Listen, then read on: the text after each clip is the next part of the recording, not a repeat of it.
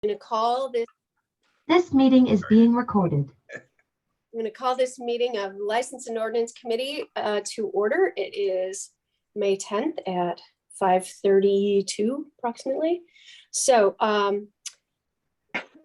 I would like to invite any citizens who would like to make a comment this evening to do the Zoom hand raise if you need to, and we'll give you 3 minutes to speak. Would anyone like to speak?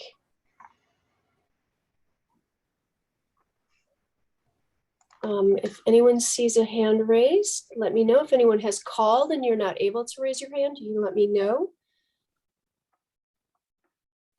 All right.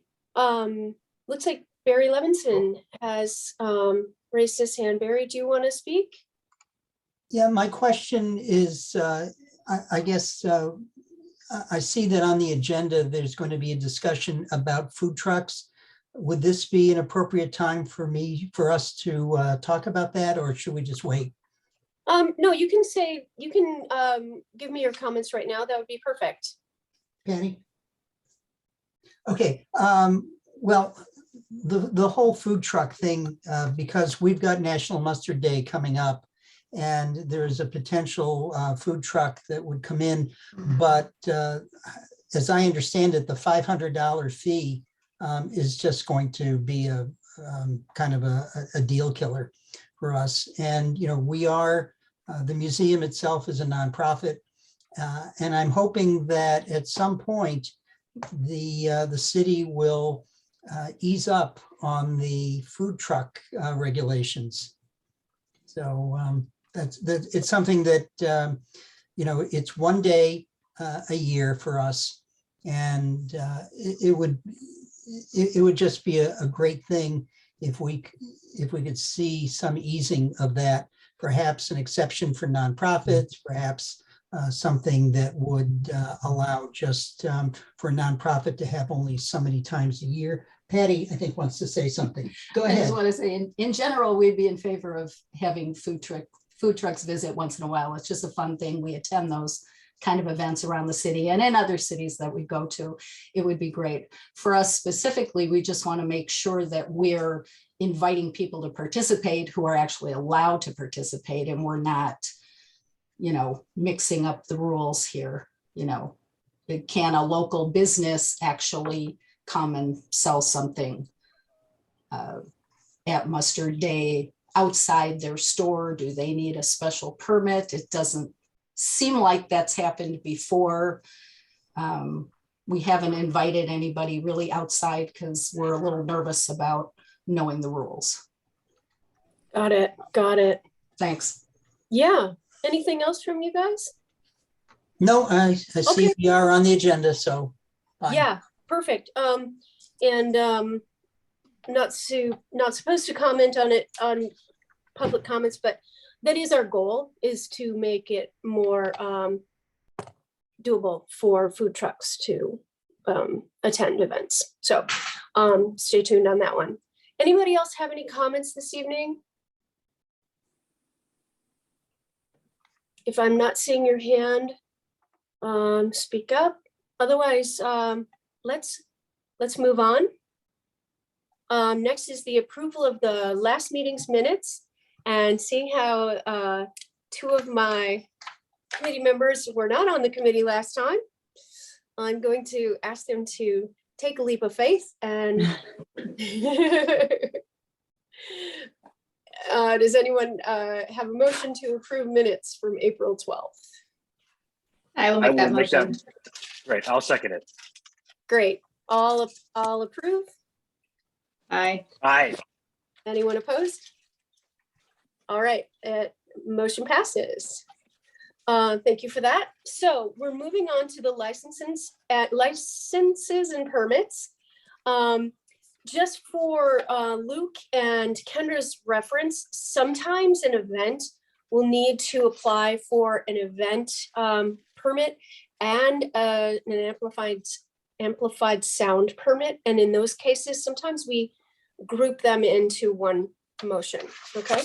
So moving into number 1, application for outdoor amplified sound permit by Maggie Wright of NF Midwest, a commercial enterprise, 473 Dunham Road, number 3, St. Charles, Illinois, for a DJ, 9 a.m. to 1 p.m., May 21st, 2022, for the Walk for NF fundraiser at Capitol Brewery, 7734 Terrace Avenue.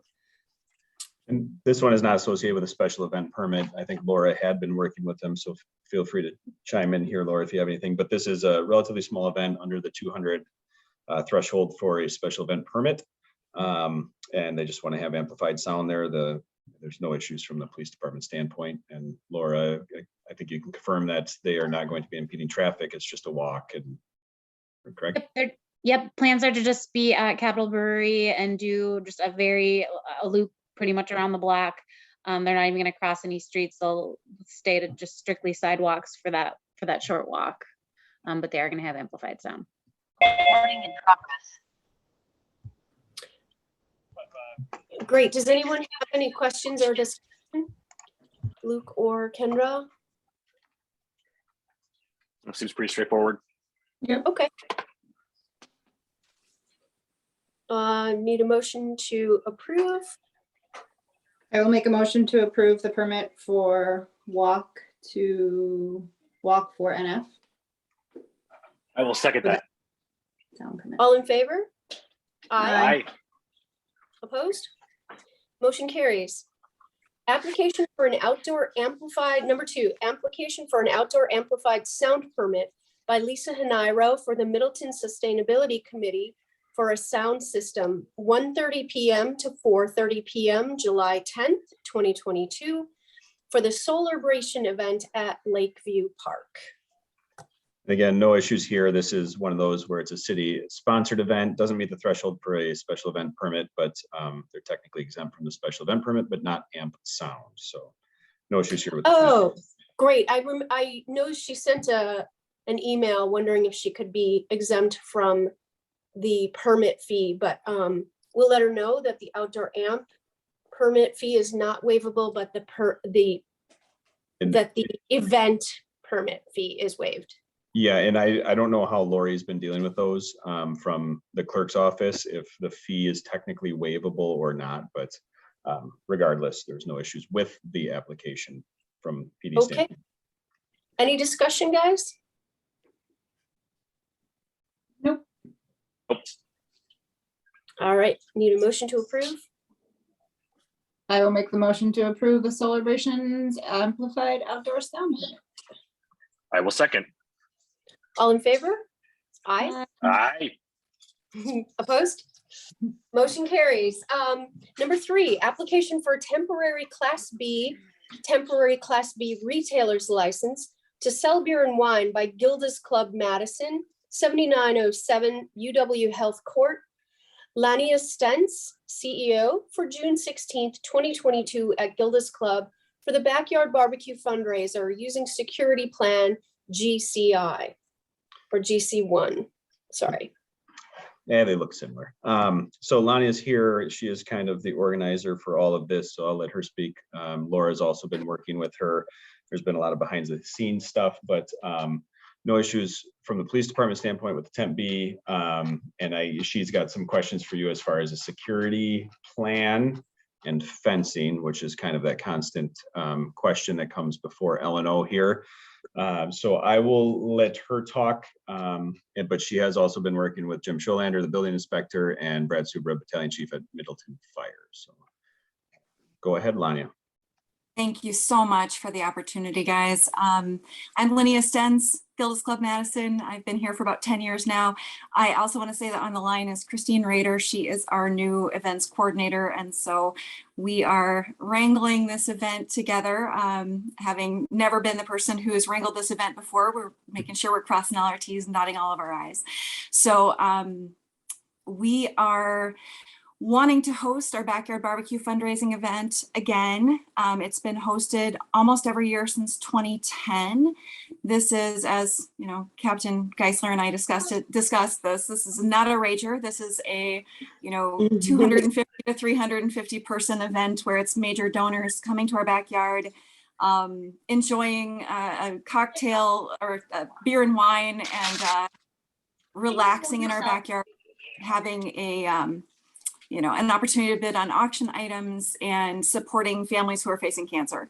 So the questions that I have for you guys, first of all, we're hoping that you'll approve the temporary Class B liquor license so we can have beer and wine in the backyard, but also with the fencing, Captain Geisler and I discussed the fact that we have some natural physical barriers around the backyard, in that we have a deeper trench, sort of a ditch. You'll see to the top part of the page there, that orange bar is where the deeper ditch is. So it's not exactly an easy to cross path. In fact, our friends at Leo Cancer Care said we should build a bridge across that so we can come visit you. So it's not exactly easily hopped or gone across. To the left, you'll see that there's a blue bar, and that is where our fencing is. We have a 4.5 foot fence that runs along the trail there. And then on the bottom part where the green line is, we have a bush line, which is passable, but we also are hoping to use part of that bush line for being able to bring in a trailer sized grill. So being able to drive it through that bush line would be extremely helpful to us, so that we can have access to that on the concrete there, partway between the building and those tents. So in my conversations with Jim, the building inspection manager, he felt comfortable and confident with the placement of the tents. And my hope is that you will consider waiving the additional fencing requirement for us, because this really isn't a wild and crazy party. We don't have, teenagers trying to crash it or anything like that. No one trying to hand alcohol off to someone outside the event. And it's been usually a pretty sedate event most years. So yeah, can I answer any questions for folks at this point? Kendra or Luke, do you have any questions? Can you just explain a little bit about the security then? My only concern about not putting the fence up is your proximity to that bike trail and having that public access through the back way. Especially, I was sort of looking at where that bike trail and the ditch, where your fencing ends and that ditch meets, if there's any possibility of anybody, I don't know. I like you said, I think it's highly unlikely, but I'm just wondering what your security is for that bike trail area. What we had talked about doing, we're posting security volunteers at those two corners where the end of our fence met the ditch and the bush line, as well as where those purple Exodus boxes are, so that we would have people kind of keeping track of who's coming and going. Everyone is going to be wearing a name tag. So if someone has not checked in, where they're getting their name tag is also where they're going to be showing their ID and getting their hand stamped. So if someone comes in and they're not hand stamped and they don't have a name tag on, they're going to be sent back to the front. So we will have, the ability to police that a little bit. Okay. Yeah. Luke, any questions from you? Oh, it seems pretty straightforward. Yeah, Matt, I have a question.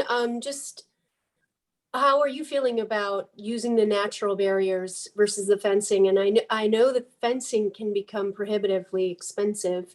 I know it was for the arts committee for the art walk. So any this feedback has from always you? been just a matter of policy. It's not even an ordinance. And I think traditionally the fencing requirement, double fencing in particular, is kind of designed for the traditional sort of beer tent sort of events where you've got a lot going on and just trying to create some separation and prevent handing off of alcohol to people who might be like Good Neighbor Fest with a lot of stuff going on outside where the beer is being served and everything. I think or having a lot of other pedestrian traffic near. I mean, this does not strike me as the type of area that was really in mind when we initially began to impose that requirement. So I don't really see any concern if Jeremy doesn't.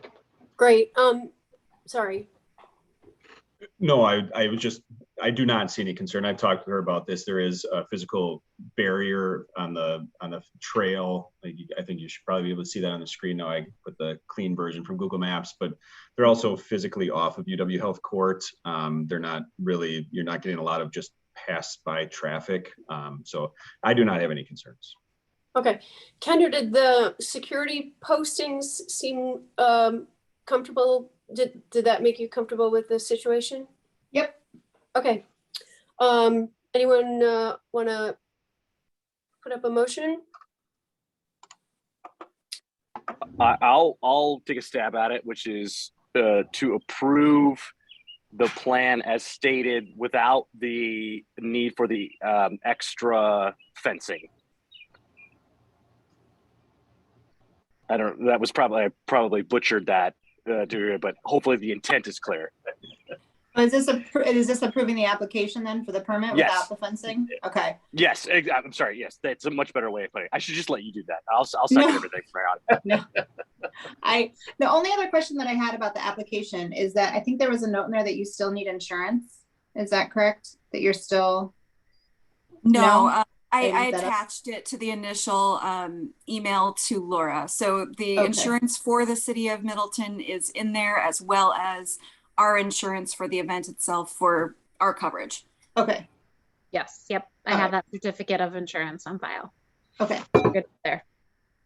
Okay. Do we have a motion and a second? I will second the motion then. Great. All in favor? Aye. Aye. Aye. Opposed? All right. Motion passes. Thank Thanks. you. We appreciate it, and we'll bump off. Have a good rest of the night. Good Thank luck you. with it. Thank Have you. fun. Appreciate it. See you soon. All right. Item number 4, application for Class B beer license by Vitruvius, 7423 Elmwood Avenue, Hamid Nugani, Madison, Wisconsin, agent. If you guys notice in your packet, this license was for 1 month,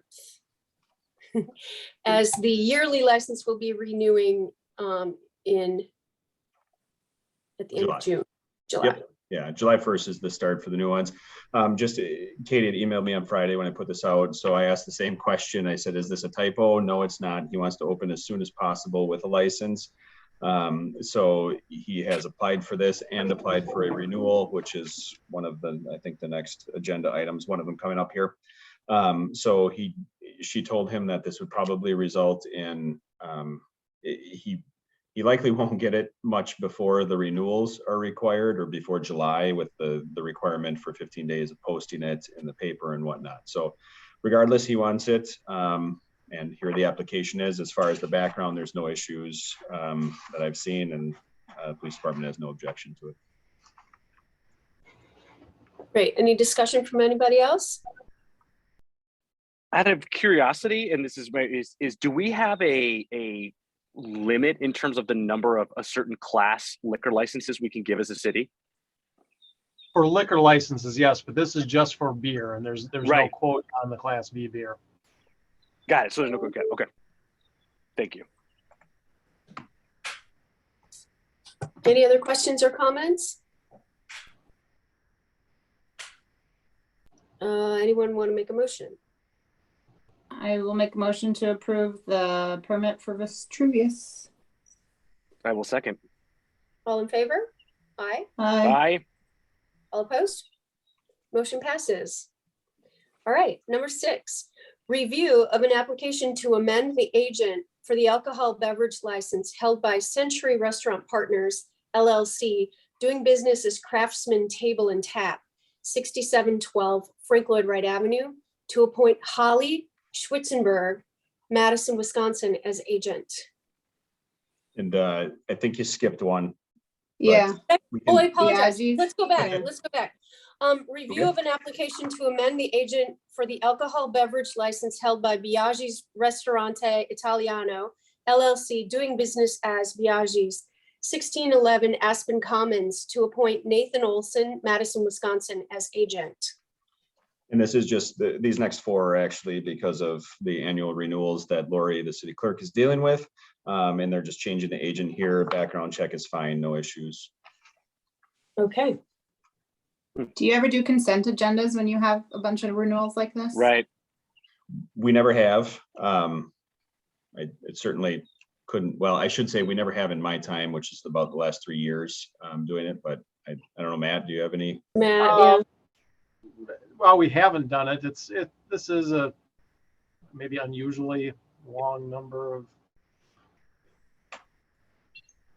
things. Yeah, I think the only times we've ever approved things in bulk, I mean, we've done it with when all the renewal. Oh, actually, isn't that number 9? Yeah, that's coming up too. Right.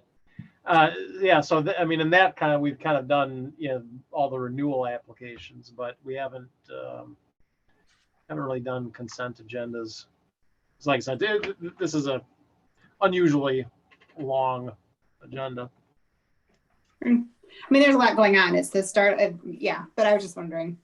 Yeah, and I mean, it's a little more difficult process. I mean, a lot of these kind of become sort of routine, but you never know. Questions seem to come up, and so it's not like with our council agendas, where the administrator is very involved in all of the topics, and maybe you will have a better sense of whether somebody's going to have any particular concerns or questions. Well, and these are the first time these items have come up, so taking them individually is not a bad idea. Right. Yeah. So. All right. Entertaining a motion to approve. So We'll moved. make a motion to approve the Biagi's transfer of license. I'll second that. Okay. All those approve? Aye. Aye.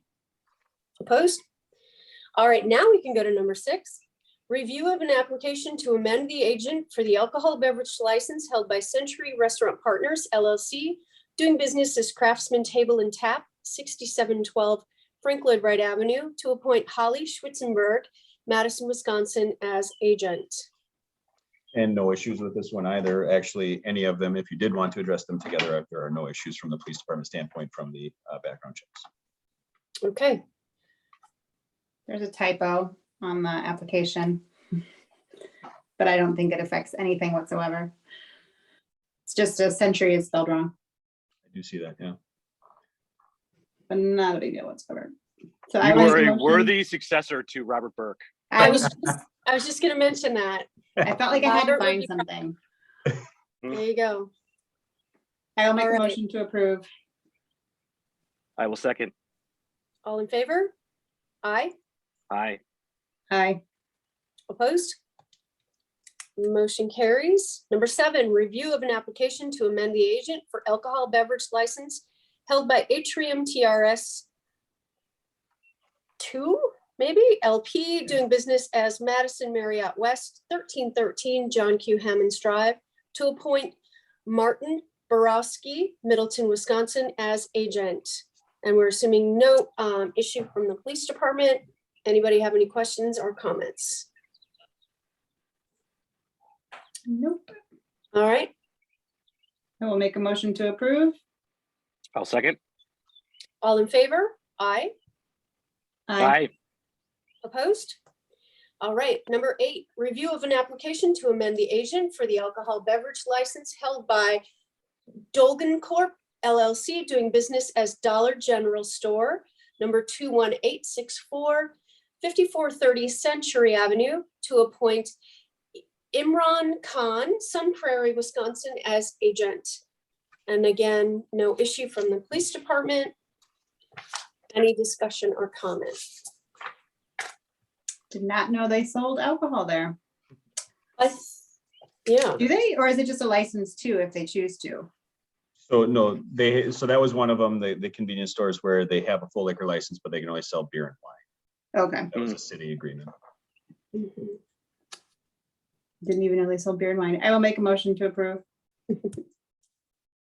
Second. All in favor? Aye. Aye. Opposed? Motion carries. Number 9, renewal applications for 2022, 2023, Class A and Class B intoxicating liquor, Class A and Class B fermented malt beverage, and Class C wine licenses. And Lori is still chasing down a handful, a very small number for payment and to get their, just to get everything completed properly. So there's no issues, but I would just ask that it be approved contingent upon fulfillment of statutory and ordinance requirements for renewal as verified by the city clerk. Anybody want to try that tongue twister? It's written right here. I can just copy it.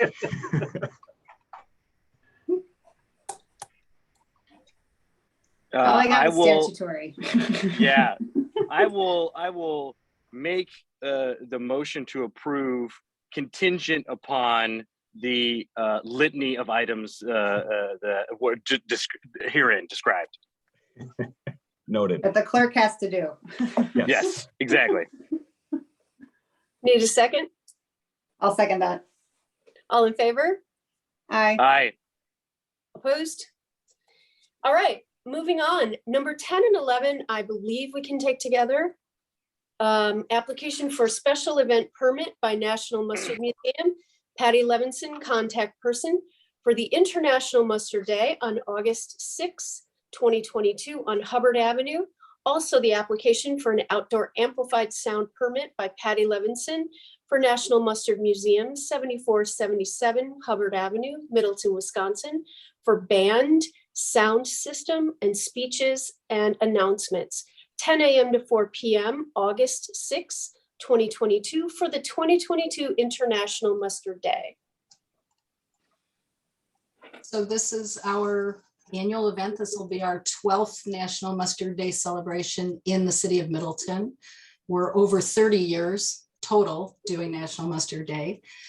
Things will be pretty similar. We're looking at just closing Hubbard Avenue between Parmenter and just a smidge potentially east of the Hubbard Avenue Diner, depending on what all we wind up with space-wise needs.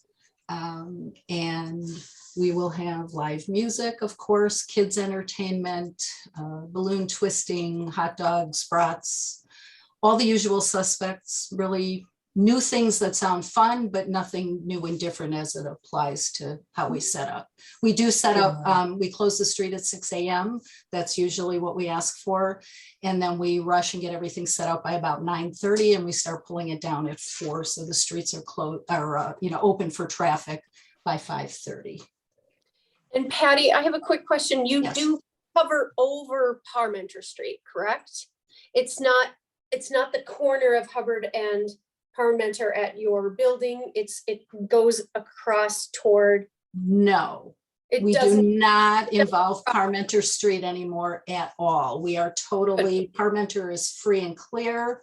That's why we sometimes space-wise, we're trying to be very conscientious of the Hubbard Diner and what they might need for pickups or what's in front of their space. They're really the only ones open that day on our block, but so we might push a little past them if we need the stage down there. If not, the stage would be backed up to Parmenter facing in the main stage. But no, we are completely enclosed. And then we do use that little, what we call the private parking area that's partly Hubbard, partly our building.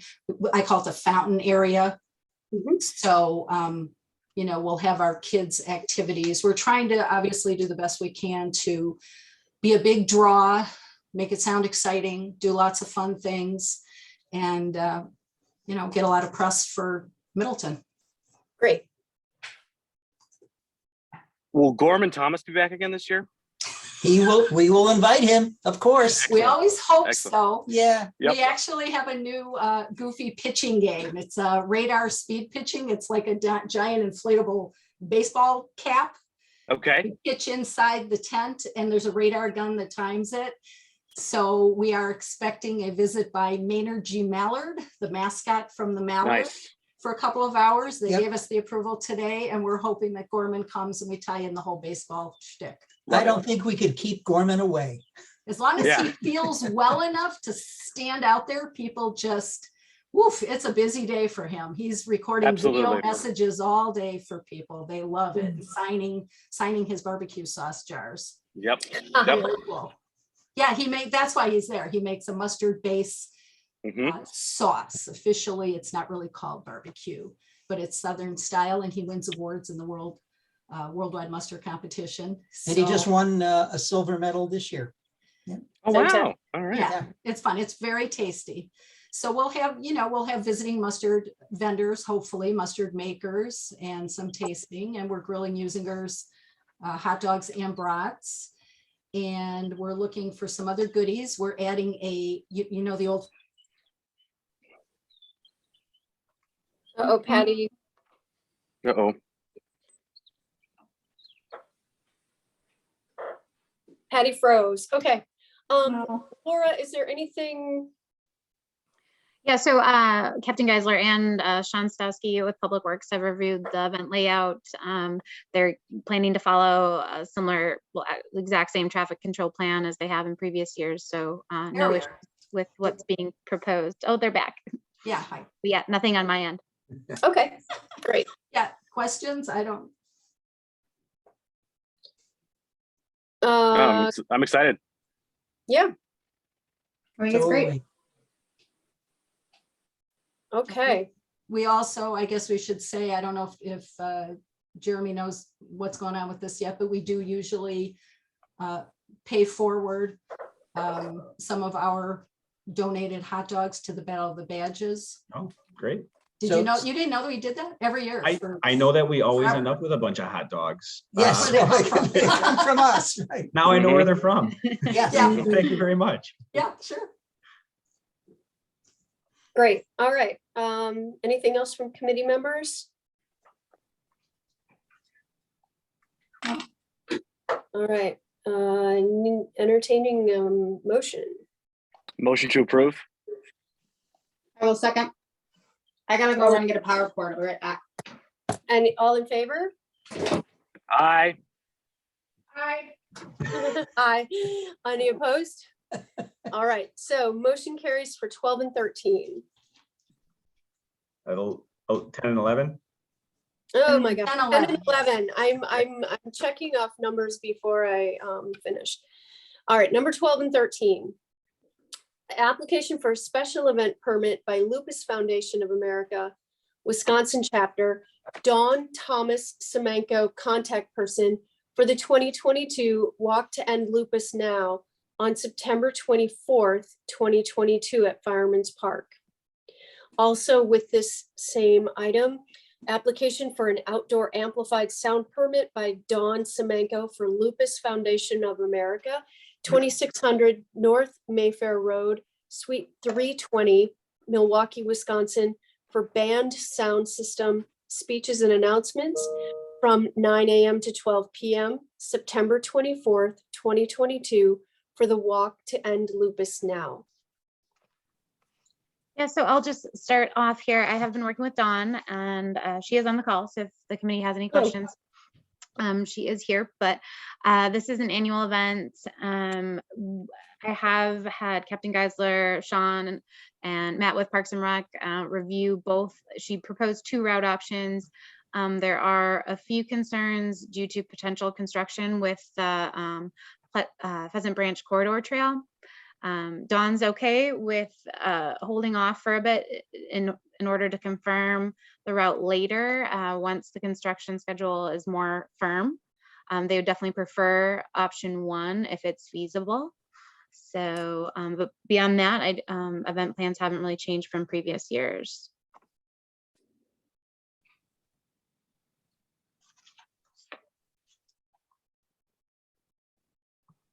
Any questions or comments from the committee members? I'm trying to pull up the different routes. Share my screen here if you'd like. Oh, thank you. There is one. And I think, where was the issue, Laura? Was it going to be up around by the bridge? I can't remember. Yeah. Yep, that's the potential right there. Up around over there. I think we did this one the first 4 or 5 years. And then the last 2 years that we actually had it, we stuck to, or the last 3, we stuck to city streets One year we didn't have it because of COVID, of course, but this is year 9. This is the other one here. The only issue with this one was potentially this area here, which is now a parking lot for the apartment complex, which is a pretty easy workaround to just continue on Lee Street up to Parmenter. Yep. Oh. Does this second version require more police officers at traffic areas? Well, I don't think they actually would need any as long as they're staying on the sidewalks and obeying the traffic laws. Sure. So from either one, ideally, this first one would be great because it's almost entirely on a trail. Yeah. As an out and back, but even so, this one, given that it's all right turns, they can just stay on that side of the road and shouldn't be a problem. Yeah. Perfect. Okay. So what's the best way to approach this? Do we approve with the knowledge that the route may be finalized at a later date than tonight? Or Matt, how do you want this to work? Well, I mean, I guess you can approve, subject to who's going to do the final approval. I was just gonna say, can we make it approval or approve it this place upon final, inspection by whether it's police or whomever? Right. Yeah, I was thinking something along those lines. But who's going to be? Who's the final decision maker about what the route is going to be? I can be.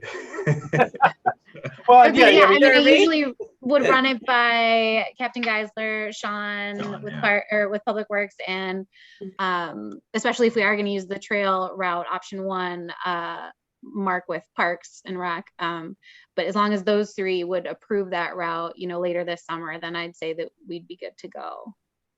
And correct me if I'm wrong, Laura, everything was based on timing as to when the construction on the trail was going to be completed, right? Yeah. Yep. So Yep. They were looking into whether or not it would be impacted, but I don't know that we've gotten a final answer. At least I have not. No.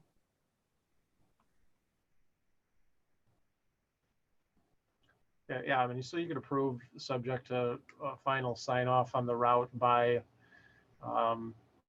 Parks, Public Works, and the police department. Okay. That works for me. Was that your motion, Luke? Or was that Matt? Yes, indeed. No, that was Matt channeling me. Oh, Indeed it was. Mhm. All right, Kendra, do you want to second that? yes, I will second that. All right. All in favor? Aye. Aye. Opposed? All right, those 2 carry. On to number 14, application for a special event permit by Stonefield Neighborhood Association. Judy Fard, contact person for the July 4th celebration on July 4, 2022 at Stonefield Park. So this is just an annual neighborhood celebration with a quick bike parade to Stonefield Park. Yeah, the parade route has been looked at by Captain Geisler and Sean, and no concerns with all 3 of these upcoming neighborhood parades. I will say that all event organizers have confirmed that they will have volunteers at each intersection with safety vests and cones, making sure to block traffic. And additionally, the police department staffing permitted will always have people there to help that they stagger them just a little bit, but knock on wood, we've been pretty lucky being able to staff them as well. Great. Any questions on this one, guys? Nope. I make a motion to approve the Stonefield's permit. I will second. All in favor? Aye. Aye. Opposed? Motion carries. Application for special event permit by Middleton Hills Neighborhood Association. Catherine McLeod, contact person for the July 4th parade on July 4, 2022 at Middleton Hills Park South. I will make a motion to approve. Second. All in favor? Aye. Aye. Opposed? Motion carries. Number 16, application for a special event permit by North Lake Neighborhood Association. Mary Pat Stengel, contact person for the July 4th parade and picnic on July 4, 2022 at Orchid Heights Park. I will make a motion to approve. I will second. All in favor? Aye. Aye. Aye. Opposed? Motion carries. I believe these last two items will be able to be taken together, 17 and 18. Application for a special event permit by Middleton Good Neighbor Festival.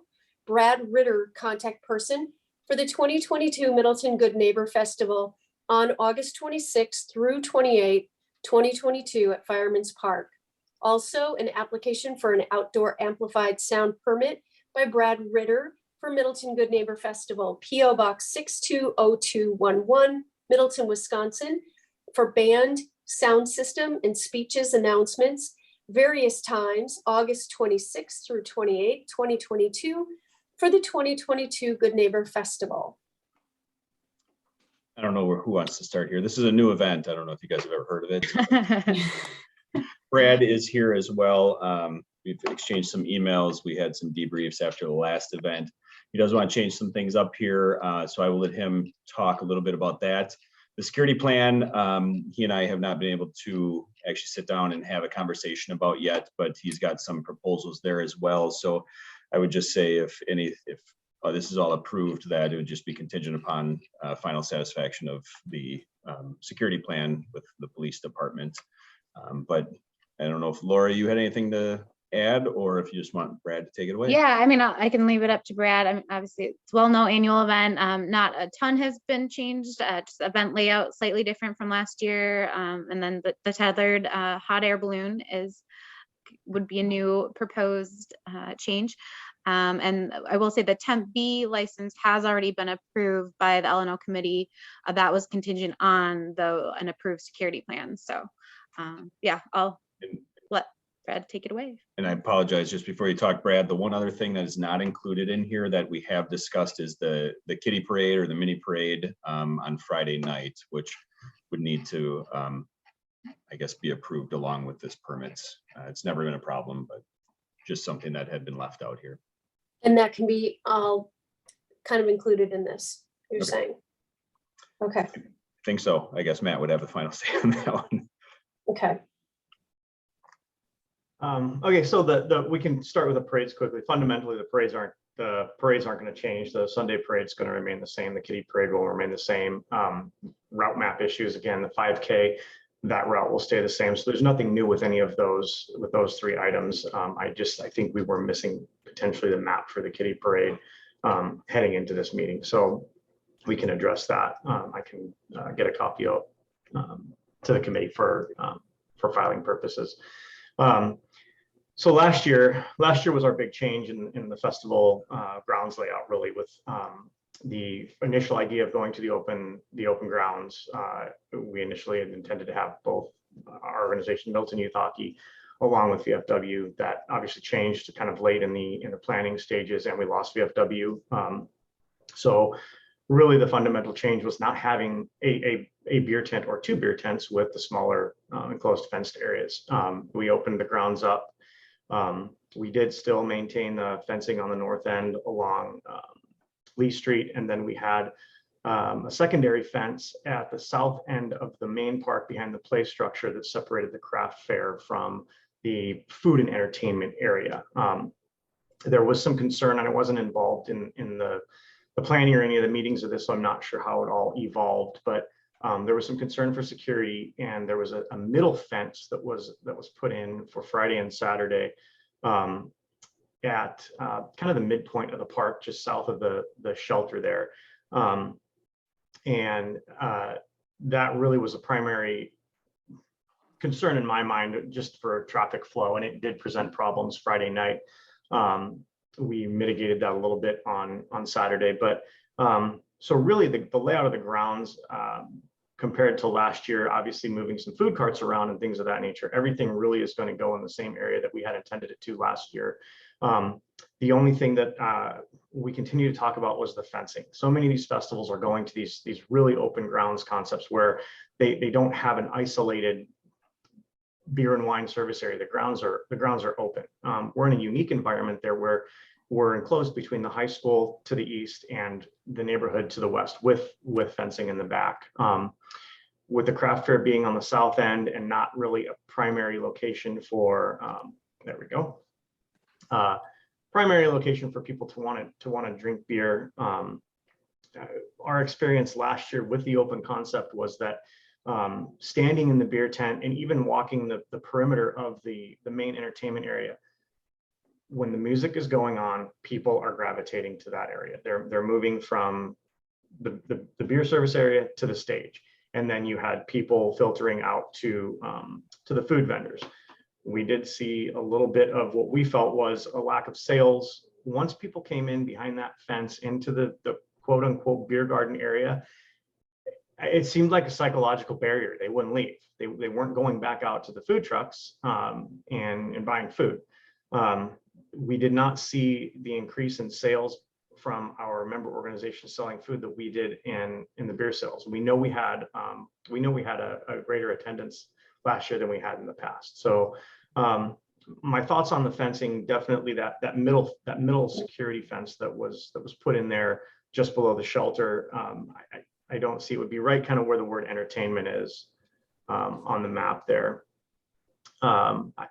I didn't see the benefit of that. And Sunday morning, we actually removed it because that had been established as, I guess, the 21 and over nighttime main attraction beer service area. And with that fence gone on Sunday, it really did, again, it opened things up.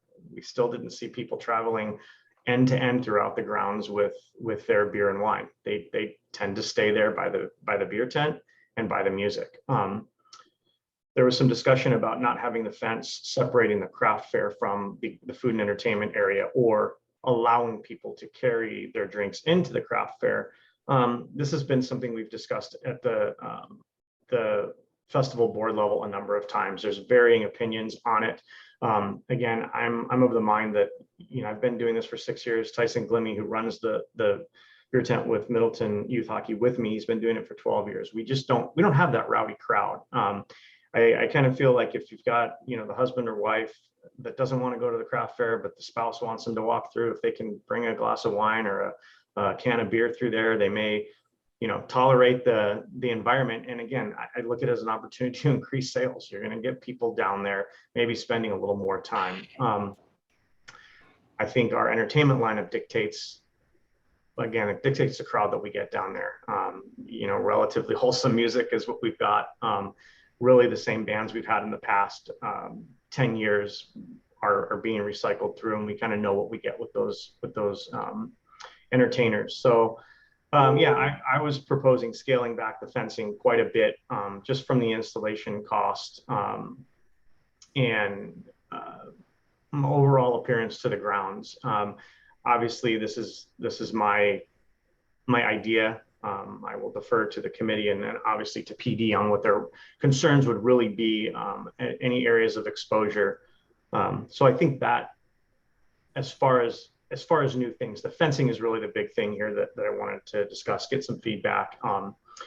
Right now, we've got 2 paid security guards that will be handing out wristbands. So they'll be doing the ID check. So we've got obviously individuals who run events, do ID checks for tailgate events in downtown Madison. They're familiar with the process. We don't have any concerns for minors being given IDs.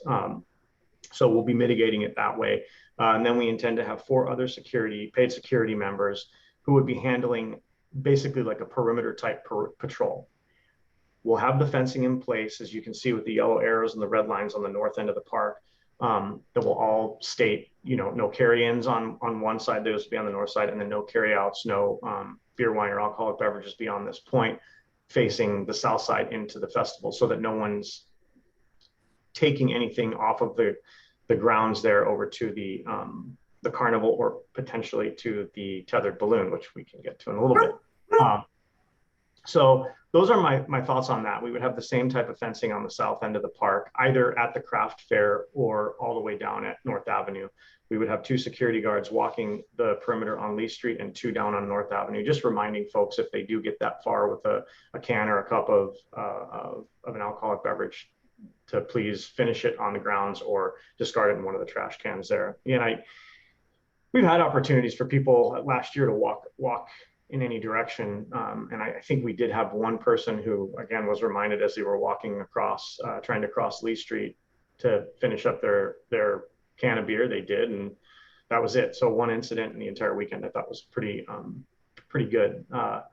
So I don't want to say that I don't have a concern, but again, this crowd that we have in the park there with the desire to be close to the entertainment area, I just don't feel like people are going to be pressing the issue with the perimeter. So those are my thoughts on that. I think I would like to get some feedback before we talked about the balloon. I'd like to get some feedback from everybody on that, thoughts, concerns. We're obviously open to providing more security. We'll continue to work with Captain Geisler on what needs we have for PD throughout the festival. So yeah, I definitely would like some feedback from you all on what your thoughts are, concerns, etc. If you guys, oh, go ahead. Oh, please do. No, go for it. I just really like the idea of taking some of the fencing away. We didn't have any trouble last year, and I like the idea of people going over to the food trucks more.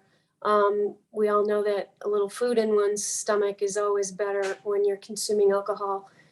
And I think I can say for myself, I wouldn't have any trouble opening up the area to the craft fair, but that's just my thought. Go ahead, anyone else? Luke? I will say, so I worked the hockey tent a fair amount last year, and the middle fencing that Brad is referring to was a consistent source of consternation, particularly for senior citizens that did not want to have to navigate that. And so there were a couple of times where we had to basically kind of make an exception, et cetera. And so I similarly would recommend removing that additional barrier.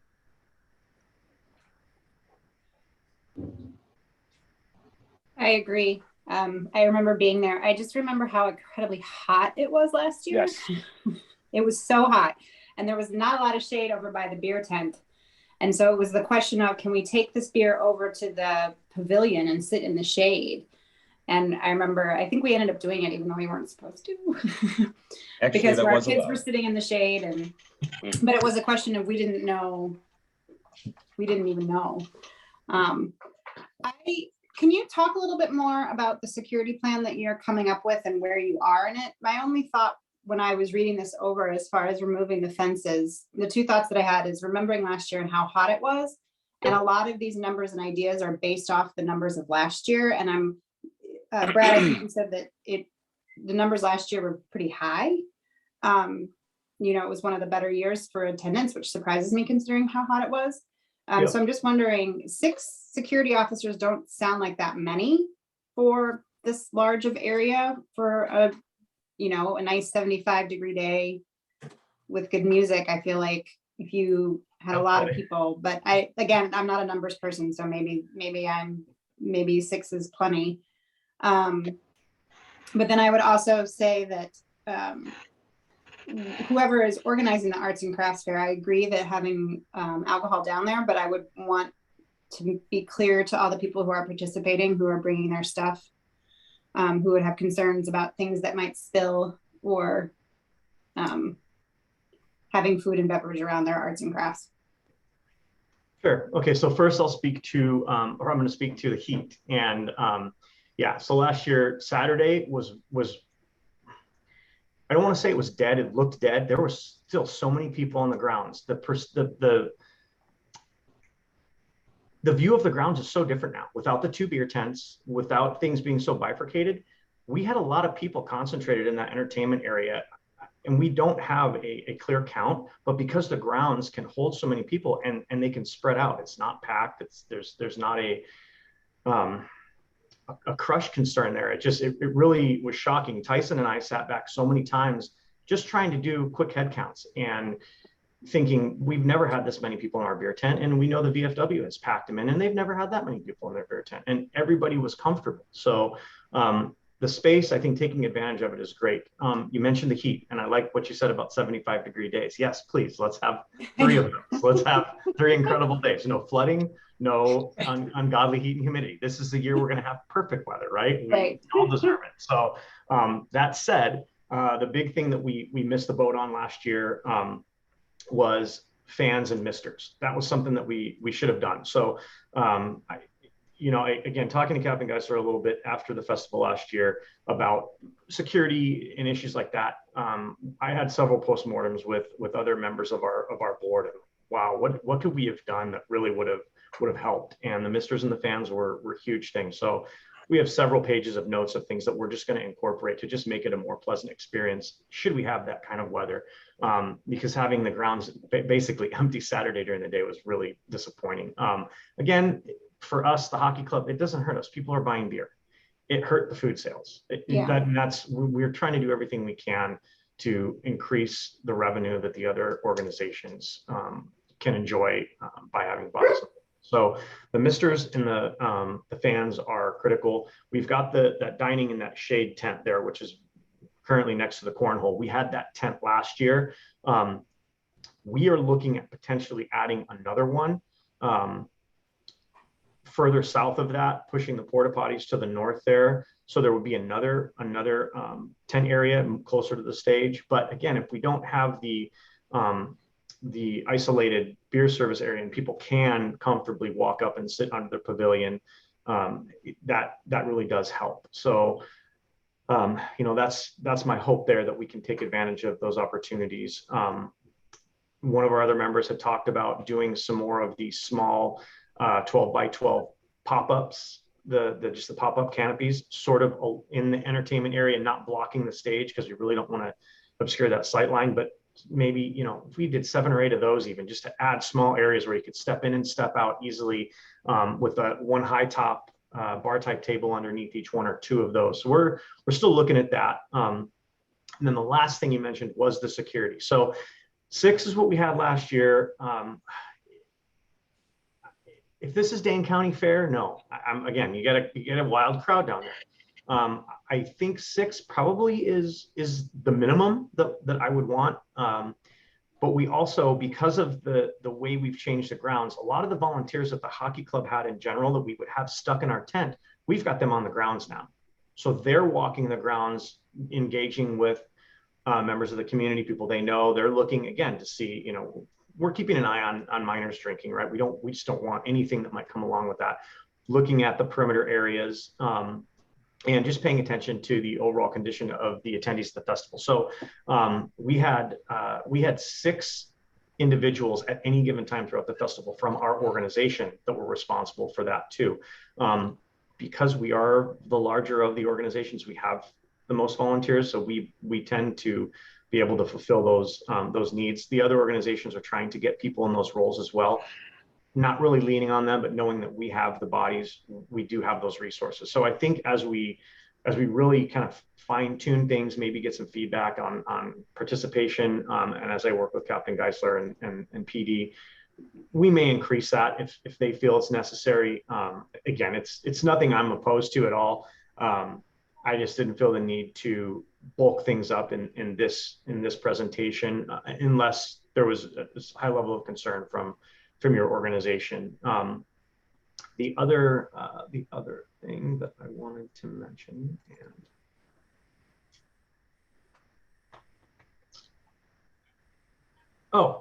the craft fair. So the last thing on the craft fair, really what I'm looking here from L&O is guidance on the fencing. I don't know that as a board or the operators of the craft fair, once it's all said and done and I say, look, we have the approval now to do this, we still may have members who say, okay, that's great. We really don't want to have beer and wine in the craft fair, which is fine. At least it gives us the option to then decide, okay, we have the option, we know what the requirements would be. We don't really feel comfortable, where we've got some vendors who aren't really big fans of the idea.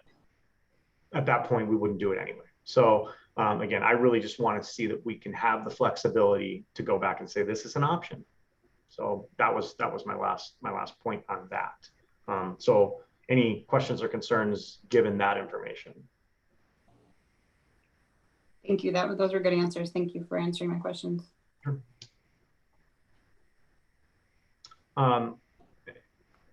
Katie, did you have something?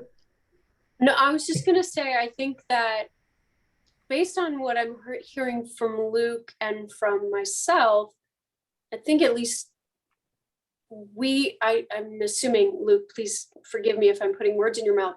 Sounds like you and I are okay with taking out that inner circle of fencing. That's correct. Yep. I'm okay with it too. I think Yeah. it creates a more open, I think it's a more welcoming layout. Yeah.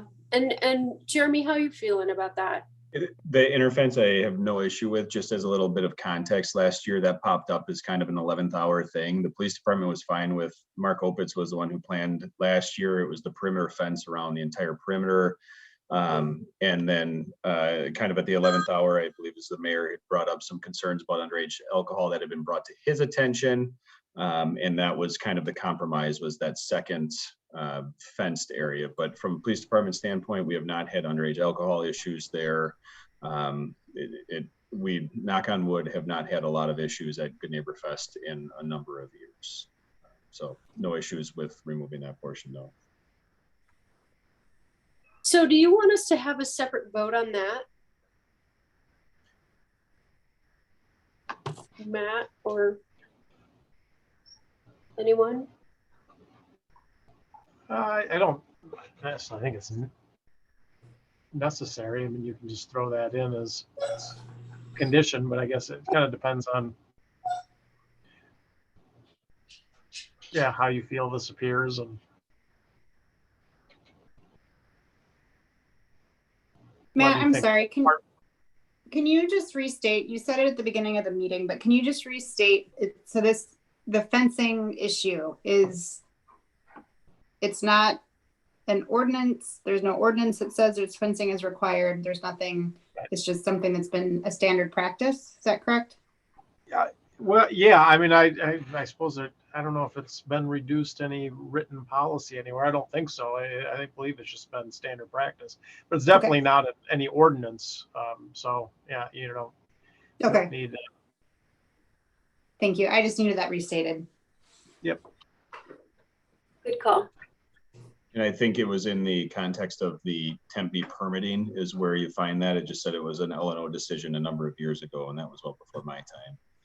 That's one of the standards for the security plan, is the fencing. Okay. Okay, guys, any other discussion amongst the three committee members? Do you want me to touch on the balloon now, or is that? Oh yeah, let's do it. Oh, the balloon. So the balloon and actually the cornhole. Those two things have spawned out of what can we do? The festival is the festival. That's the identity, right? It's the Good Neighbor Festival. We don't have a car show. We don't have a sack race. We don't have a thing, right? The parade has been the thing people love to go to. We've already got people signing up before we even posted it publicly here recently. But what else can we do to really draw people? Again, being in the hockey organization, I don't need to draw people. They're coming down to the beer tent.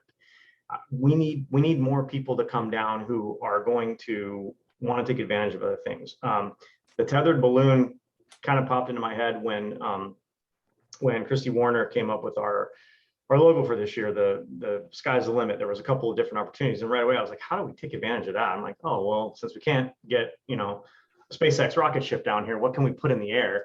And the balloon came up, and I had seen the tethered things before in the past on YouTube or whatever. So I reached out to a couple organizations, and yeah, I mean, we've got the space. It seems a really cool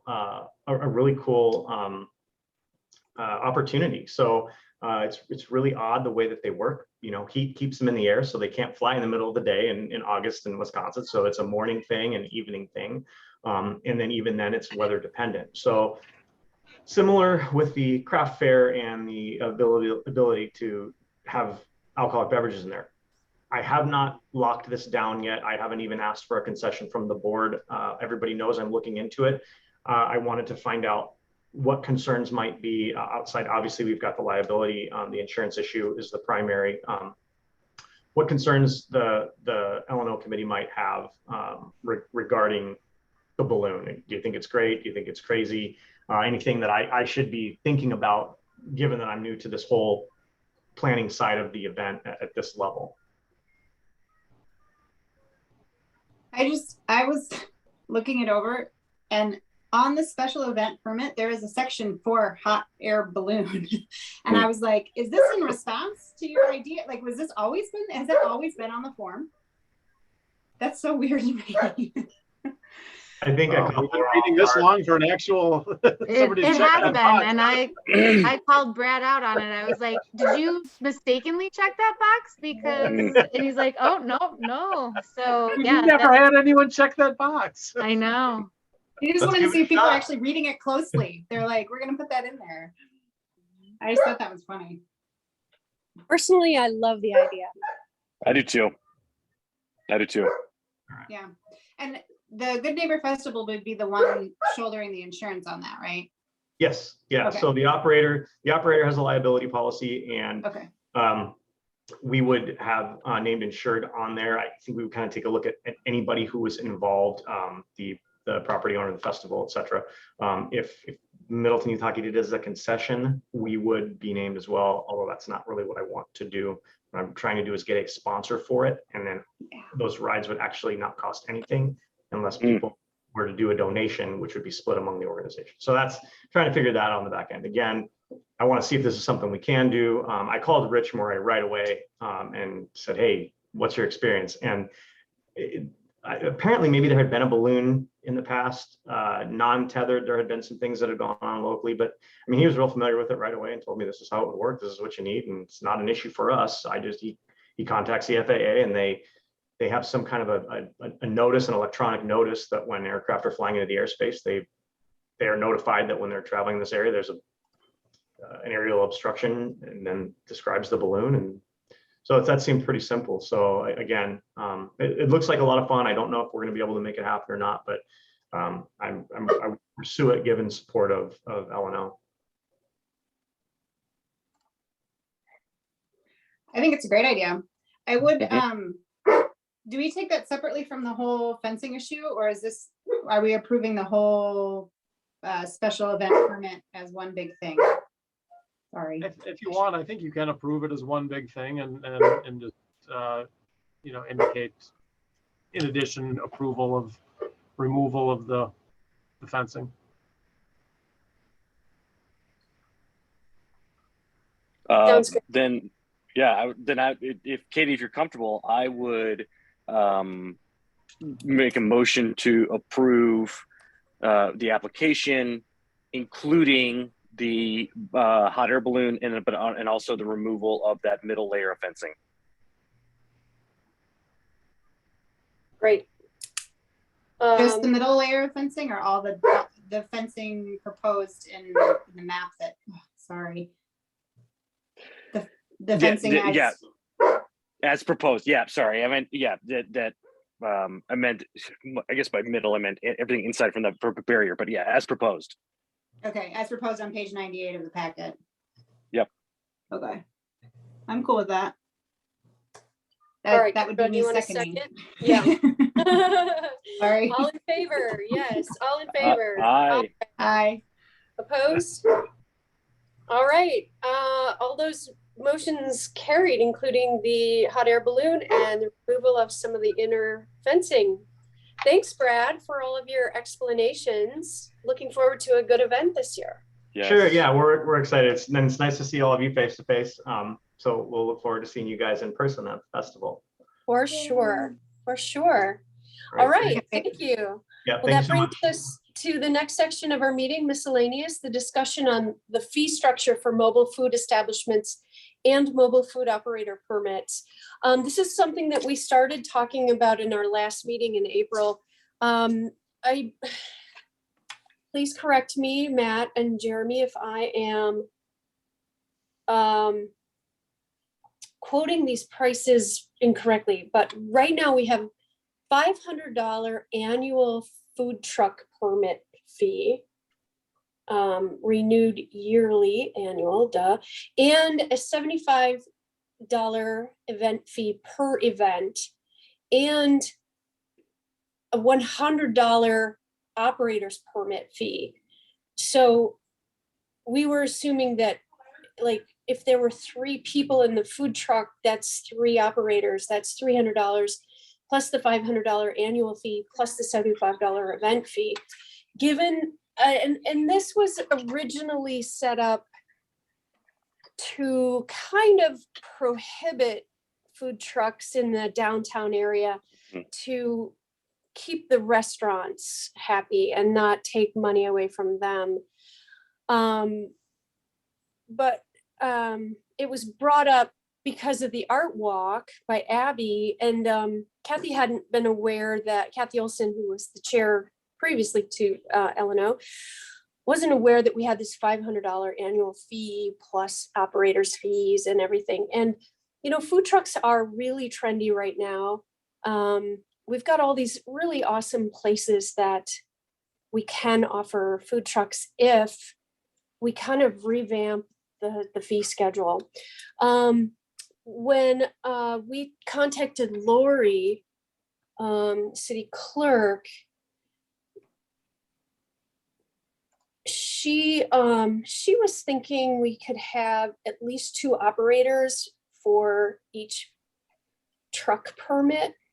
And really the only work, she said it's no work for her. The only work is the background checks on the police department end. And I'd like to figure out, we looked at a couple different cities and what they do, and trying to see what Kathy wrote.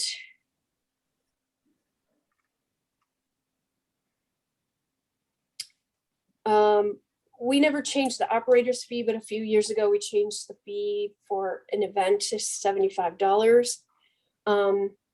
Lori was thinking it could be $25. And I'm just going to quickly pull up Sun Prairie. And Matt, if you have anything to add to this, or if I'm forgetting anything, will you just add in? Yeah, no, I mean, I think you more or less have it right. I think the additional operator fee is for, I think you essentially, with the initial application, you identify an operator, and then if you have additional operators after who's ever identified in the permit, that's the additional $100.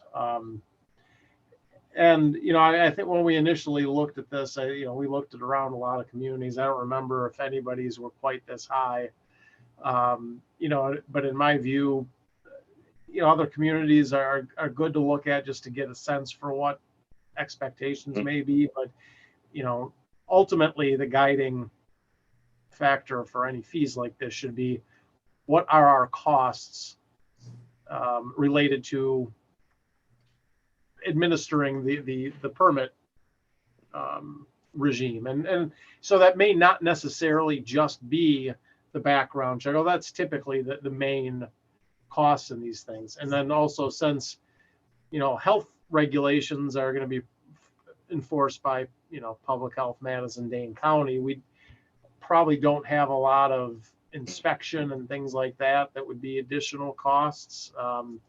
You know, you may want to have a little bit of addition just for potential additional enforcement costs, just to have somebody go around occasionally and checking licenses and stuff like that. So it's maybe not just the processing fee, but, you know, that's really kind of where the, you know, it doesn't have to be an exact science, but it should be roughly related to what it costs overall to implement a permit process for mobile food carts. And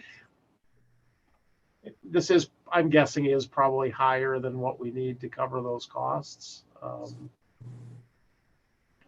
Matt, just to clarify, my understanding of the charges though is the $500 fee is unlimited events throughout the entire year, right? Correct.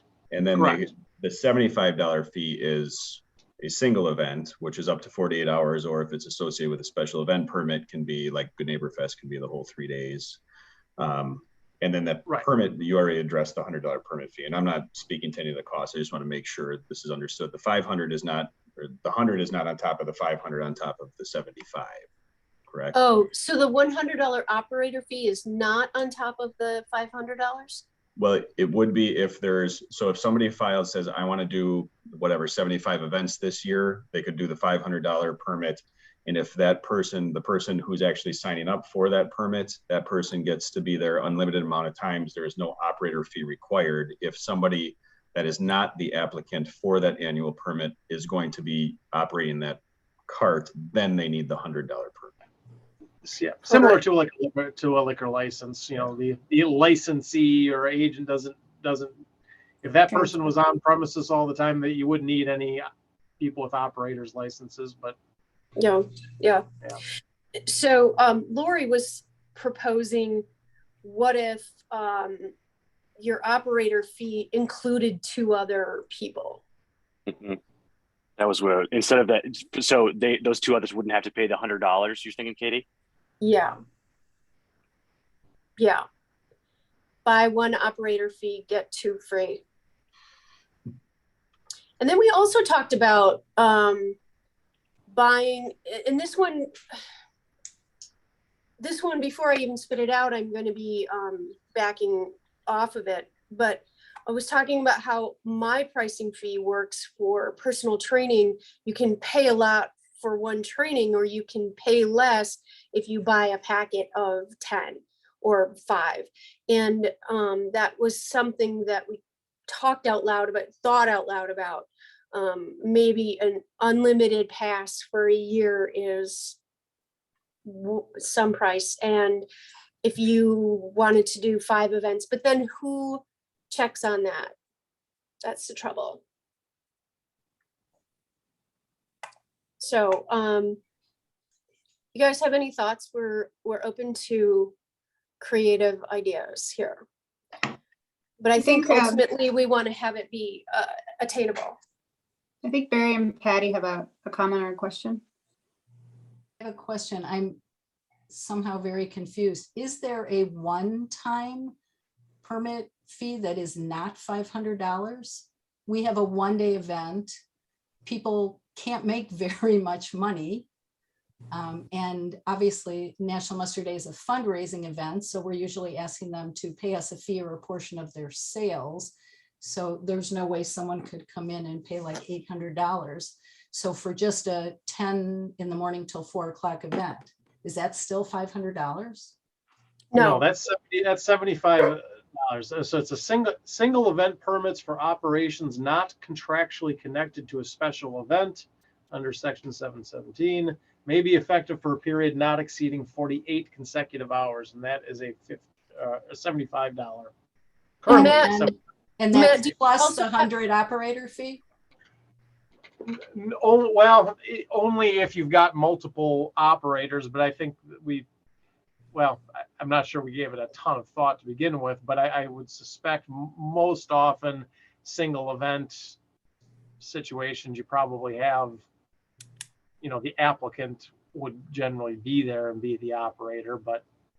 So that's what I didn't understand. Is the operator the volunteers we get to work the booth, or their teenage kids that are staffing it? Well, not everybody who, I should kind of skim this again, but my recollection, not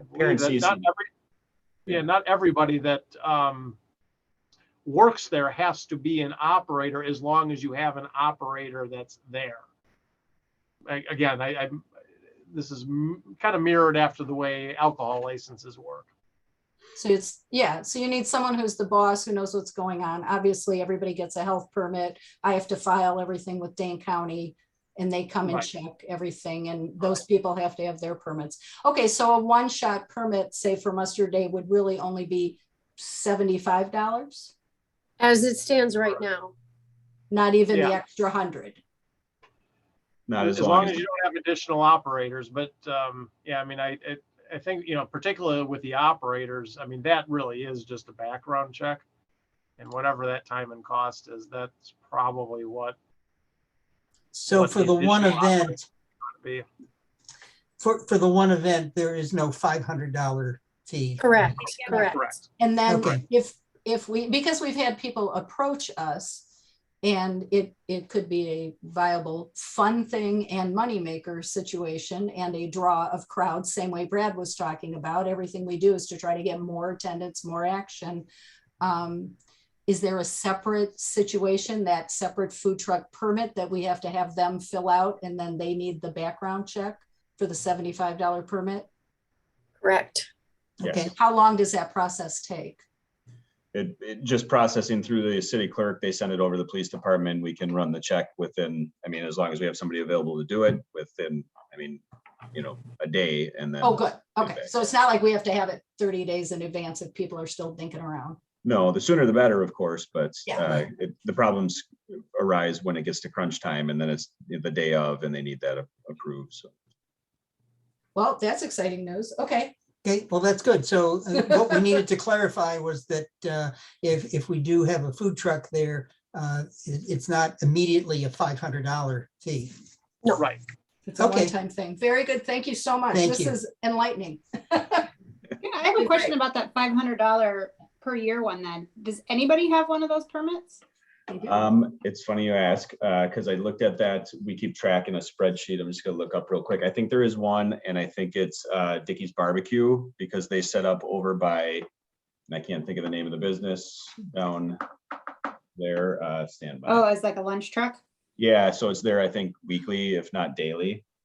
Oh, yeah, like over in the business park. Yes, Yep. on the south side of, over by the farmer's co-op. Funny that our only food cart $500 applicant is also a brick and mortar.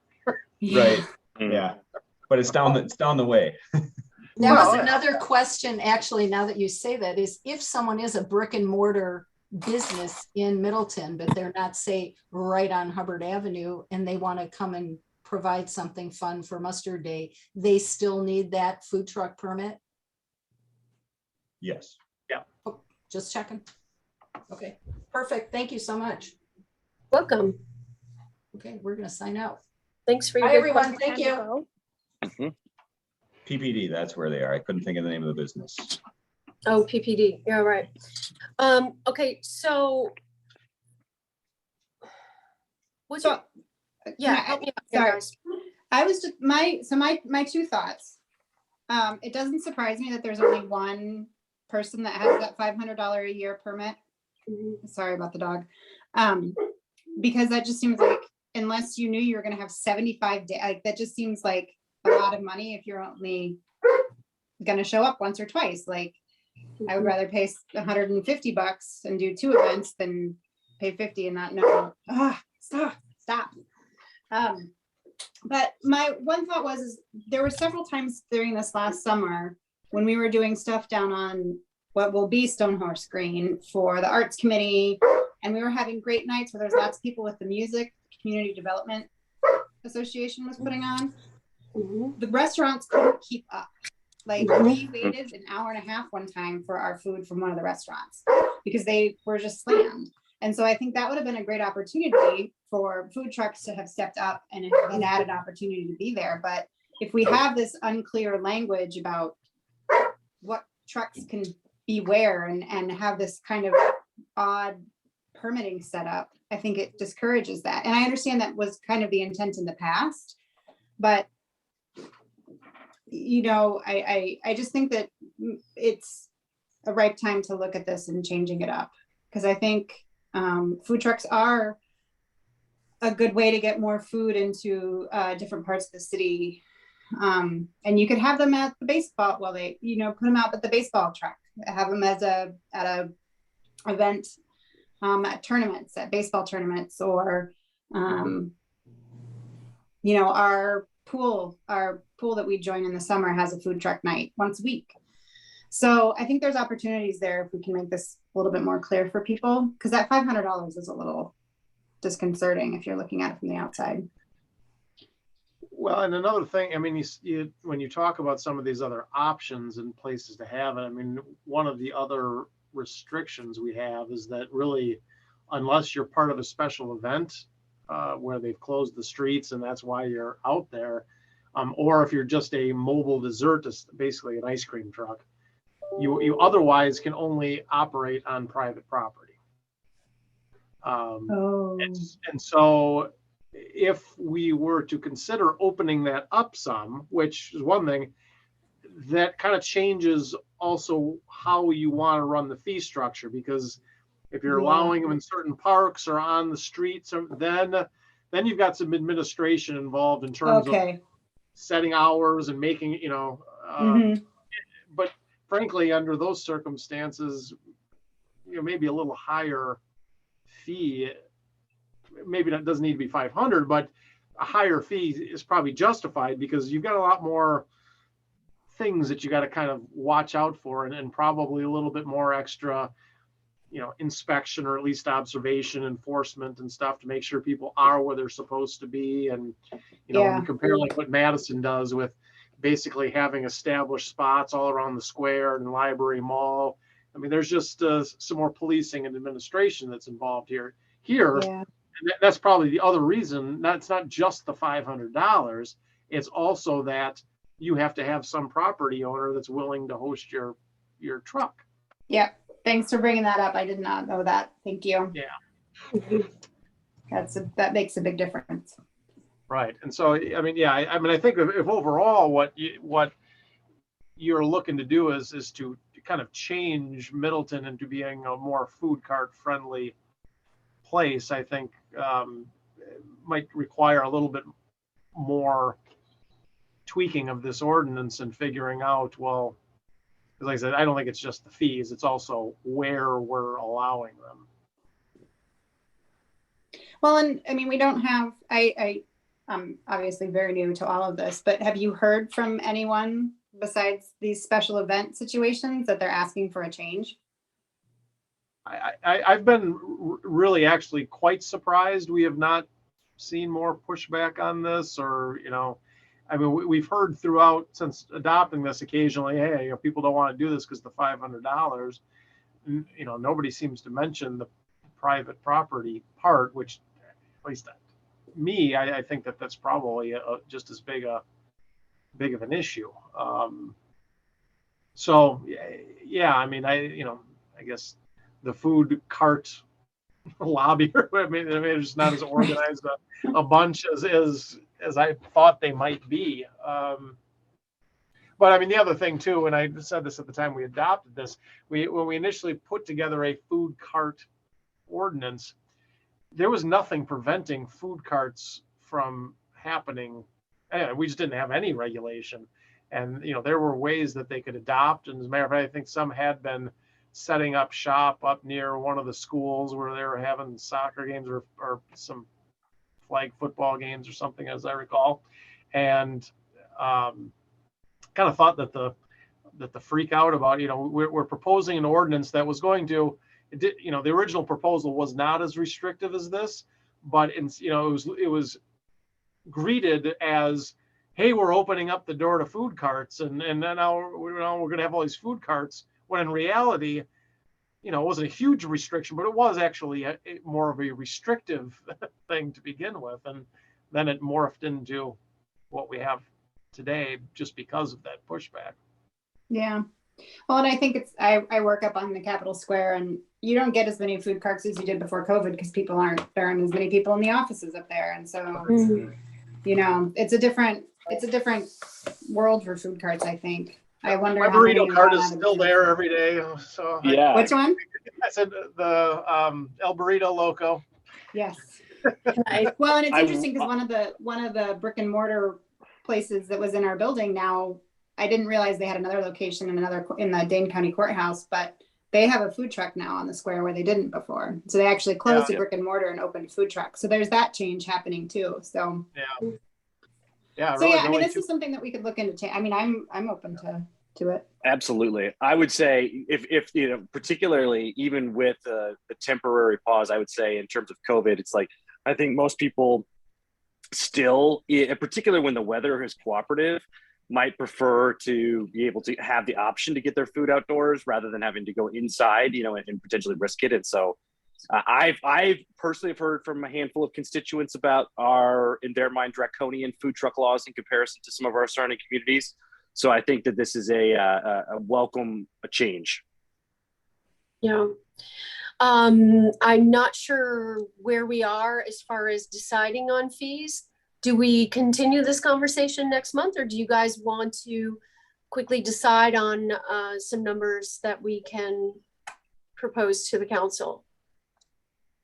You want to just keep discussing? So remind me, Katie, you said Lori's suggestion was that basically an operator, or it basically buy one, get two free in terms of operation licenses. Is that right? Yeah, that's kind of where she was. Let me pull that back up. I think there was something about moving it from 75 to 25 per event too. Or I might have misheard that. Yeah. Jeremy can, chime in. A reduced per event operator's permit, or including two operators with the food truck permit. Mm-hmm. She said, I want to make sure we're covering our administrative costs. Jeremy will be at the meeting and can discuss the costs of the PD time. I mean, each operator, I assume there is a cost associated with running the background check. So, I mean, while I think we should have a lower operator fee, I think I like having the fee be for each additional operator, and it seems to be a bit better to bring it down closer to what our actual cost is per background check plus a little bit PD time, rather than kind of give two furs, because then the one fur is paying for two, or Jeremy, do you know off the top of your head? The cost? Yeah. I believe they're around $8. We get billed. It's a monthly bill for an employment related background check. We could, if it's like, we have unlimited access to criminal histories for people we have in contact on the street or whatever on calls for service, but these are different. So I want to say somewhere around $8, and then a handful of, maybe 10-15 minutes to actually process. So is this too lowball if we said $50 per event and $20 per operator? I mean, obviously the police department will do whatever. I don't think that's unreasonable. I would say that probably would cover our costs. Yeah. I think, and Lori would be okay with that? What do you guys think? Luke, where are you on that? I like it.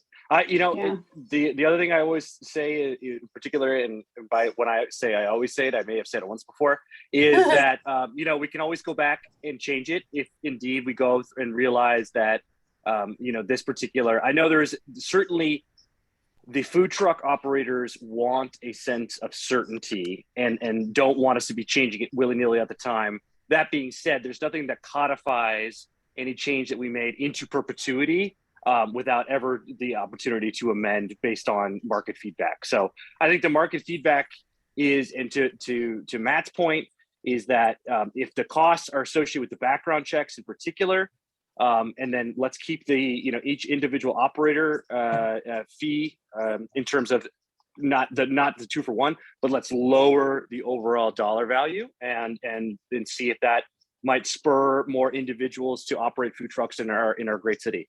Yeah, and do we keep the $500 unlimited for somebody like Dickey's Barbecue?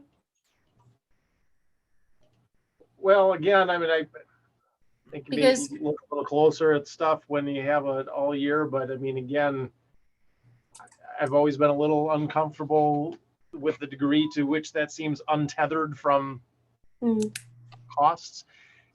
Because it's all year and everything, like I said, you might want to have somebody go check on it once in a while and so forth. But I think $500 is difficult to support. Yeah, it is. I It's a agree. lot. It's a lot of barbecue. To Um, me, that means that it's the individuals that have the resources already that are the ones that can afford that. And for me, a lot of the attractiveness of a food truck is allowing for maybe entrepreneurs who otherwise may not have a ton of resources to be able to, get a foothold in the economy. And so I think that the $500 is Yeah. too high. 100%. Okay. Well, then does every time they go out to but we probably should but we still have the year permit, right? We would just bring that value down. Because you don't want him Right. taking out a permit every time they go out to the business park. Totally. Yeah, okay. Okay, wait. So what's the year permit fee? That's right now it's 500. So bring it down to what? 100? That was exactly the number in my mind too. If you took 75 down to 50, 500 down to 100, that's about the same. So 100 annual, and that's your unlimited? Is that what you're saying? Or $50 per event plus $20 per operator? Exactly. The $20 I think it will get charged for each additional operator under either of the scenarios. Okay, so your cart owner, your applicant is covered under that $50, and then any other operator for Right. $20. Right, I love I think for the single event type situations, you're probably a lot less likely to have multiple operators unless they are doing multiple days. But certainly, if it's one day, usually the operator is going to be there all the time. Awesome. Do we need a vote on this to send it up?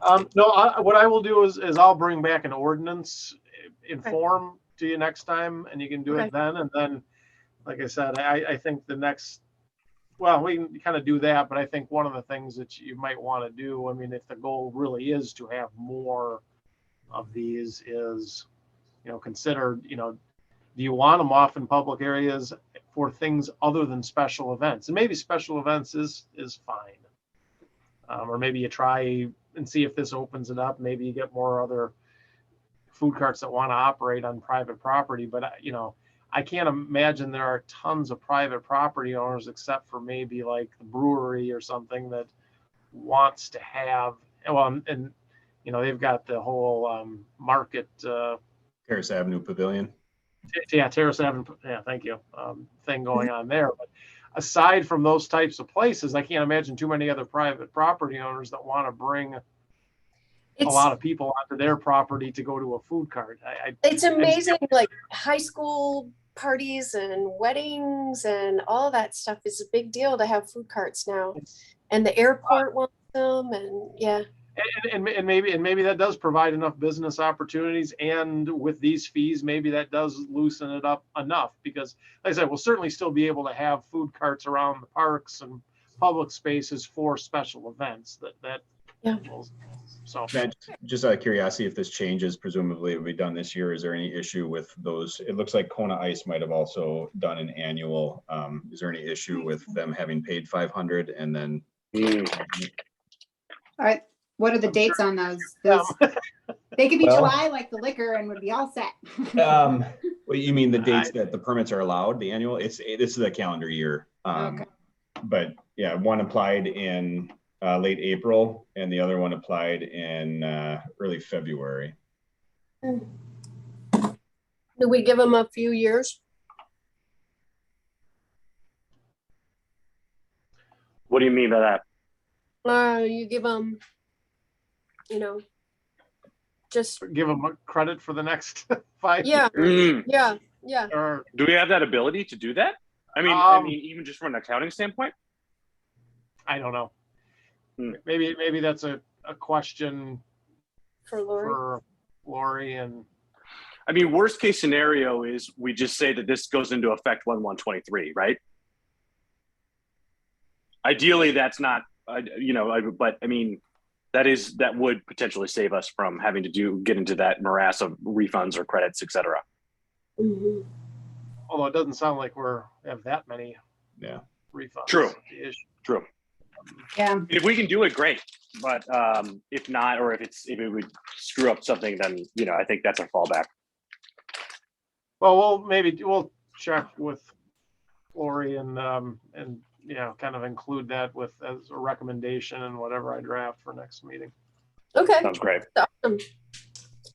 All right, anything else? The Levinsons have their hand raised. Yeah, what are we telling possible food trucks for Mustard Day on August 6th? Currently it's $75, and until the council changes anything, that's Okay, what it is. 75 plus or just 75? Just 75 or plus. Well, or plus. right now it's 75 plus 100 for every additional operator. Not if you just have one operator, then it's just the $75. But since we're talking August, I mean, and given that it doesn't take a month to process a food cart permit, I would suggest that people hold off and take a look and see what this committee does in the following month. And this is just this committee. Who knows? Yeah, when it goes to the council, there might be some pushback. Who knows? But it might be easier to change in January, but I'd hate, just for everyone in business and fun and whatever, hate to miss this food truck season, which goes now. 100%. Agreed. 100%. Yeah. Yeah. Yeah. We Okay, hope to get thanks. passed soon. Thank you. Very good. Thank you much. With that, anything else, anybody? Then I'll need a motion to adjourn. So moved. Second. All in favor? Aye. Aye. All right, we are adjourned. Thanks a lot, you guys. This was one of the longer meetings. You'll have to have Ellen know. Sometimes we can zip through. We are pretty quick when we want to be. So thanks for hanging in there, and we'll see you next time. Thanks, everybody. Thanks.